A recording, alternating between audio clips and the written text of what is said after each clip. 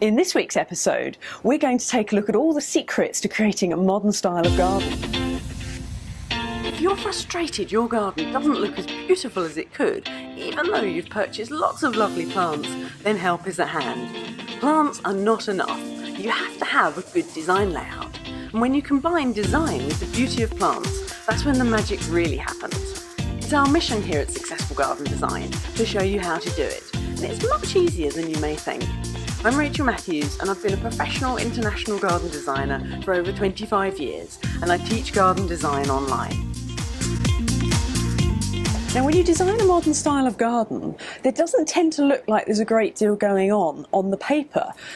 Because the design is so simple and straightforward, when you do them you sort of look at it and think, oh, have I really done enough? So in this episode I'm going to show you how to do less on the paper. Now there's that irksome phrase, less is more, and for modern garden design it really is true. Complete lie if anyone tells you that's true for cake. It's not. But for modern garden design, it most definitely is. Okay, so what did we do with this one? Now with this garden we've got patio doors from here to here, whereas with our California garden we were very lucky that the garden went off more to one side, so it was very easy to divide it because this naturally lined up with the house. Whereas this one we haven't got that because the whole garden is being viewed, so I had to be very careful with how I divided the space. So what I've done is I've taken the edge of this window line here and I've run the deck from that, so that line as you're standing in the house, it ties in with that view, and I've used that to help me get this area here. Now initially I did want to line it up perfectly with the middle of the door, but that just made it too big, and the couple do have a young son and they wanted to been able to have him to have some grass to play on, so I had to be a little bit careful with what I did. So the lawn needed to be the more dominant size area. And this area, we put one of these raised rendered pools in with the cascade water feature that are very nice. But if that's not within budget, this could just have been planting coming out. But also to make this a usable area, because this is where the sun is for a lot of the day, I've put in this seating area. So we've got a raised rendered wall planter from here to here. And then the seating in front of that, as you can see in the sketch there. So this, you could pop cushions and maybe have a table in the middle. So this could be a really nice area for entertaining. And then so that it looks good at night, we've got a row of LED lighting coming up in the decking. And then they're also casting light along the bottom of the bench seat here. So that's going to make it look really cozy. And also there'll be a couple of lights uplighting the cascade water feature here, so that again, that looks going to look stunning at night. Now I've also put quite a high back to the water feature, but with some black bamboos or something of that sort of stature behind it, because when you can't see everything in one go, your eyes automatically assume that there must be more around the corner. So although I've technically speaking blocked off that view of garden, because you can see some stuff poking out behind it, that sort of intrigue in the brain sort of, oh, I wonder what's around there, oh, there must be more stuff. So again, that makes the area look and feel larger. And then so that we've got this sort of blend of materials, I've put another strip of decking in going towards the shed, and I've just changed the direction of the decking just because basically I wanted to make it just do something a little bit different and not have it all running that way. And because we've got round the corner, it's not quite so critical that the decking runs that from top to bottom with this one. Plus it'll be easier to build if it goes that way, because you're not going to have to cut quite so many pieces of wood. So that was the reason for that. And then round this side we've got another raised rendered planter, and again I've cut it off lining up with, you'll notice that all of these lines from the seat line to the patio line to this border, they're all on that same horizon there, and that just sort of brings continuity to the design and interest. I could have carried that down to the bottom here, but just having that difference height in levels just creates a little bit of added interest. And as far as the fencing goes with this garden, the builders have actually left them with a really decent fence. But for our needs to make this sort of look uber modern, I've suggested to my clients that they put some willow screening against it. Now, although willow is a very, very traditional material, it does, for some reason, it just works really well in modern gardens.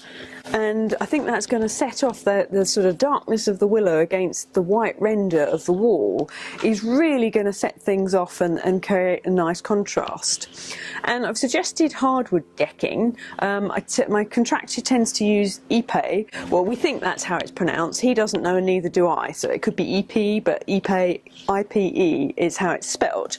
So anyway, that's how we've been pronouncing it, and nobody knows in the builders merchants whether we've got that right or not. Now, also we could put lots of nice lights, uplighting all of the plants in here and just creating interest. And on the lower levels here, I've used a mixed size of cobbles, so sort of 20 millstone up to sort of knuckle size. So again, that would add interest, and we'd pop it on a weed suppressant membrane just to keep sort of the maintenance levels down.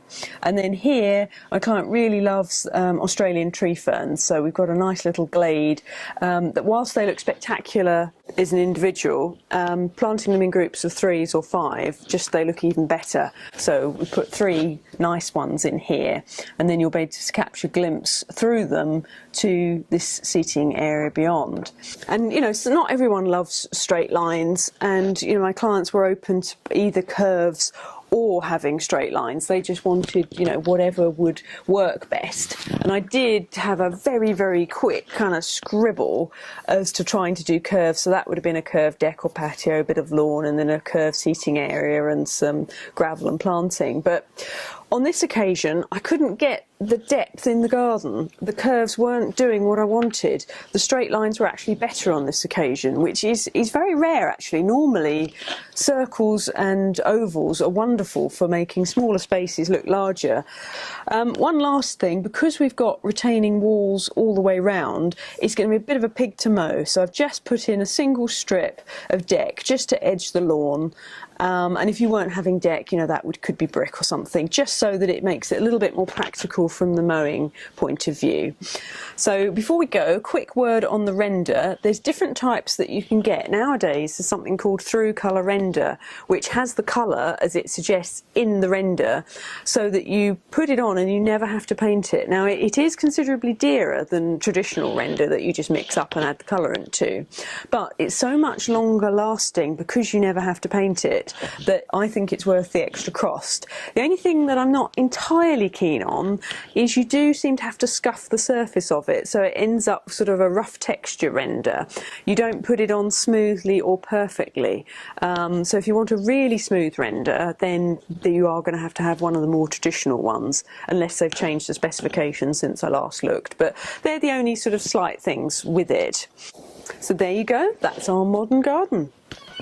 So on to today's question. There's a very subtle part of this design that I've not yet discussed yet, and that is, why does this back wall here, why is that not lining up perfectly with this wall? So why is that not coming across like that?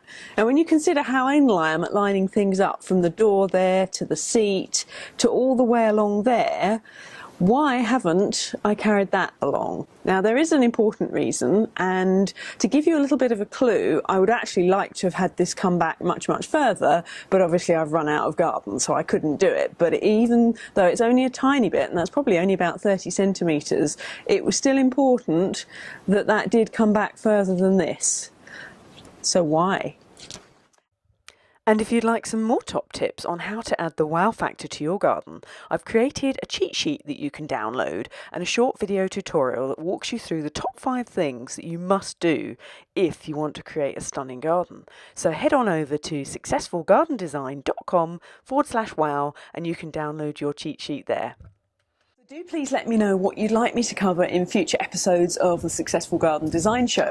And also do please leave me a thumbs up on YouTube and a review on iTunes, so that I know you're definitely out there and I'm not just sitting here talking to myself.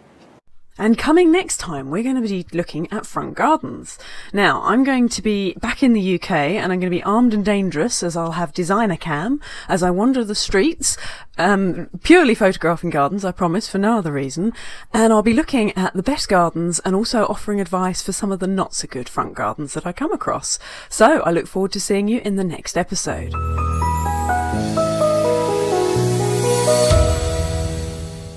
In this episode, we're going to take a look at all the tricks to creating hair that stays put. Come on, wind, please. I need one sentence. One sentence. Okay. Forgotten what I was going to say now.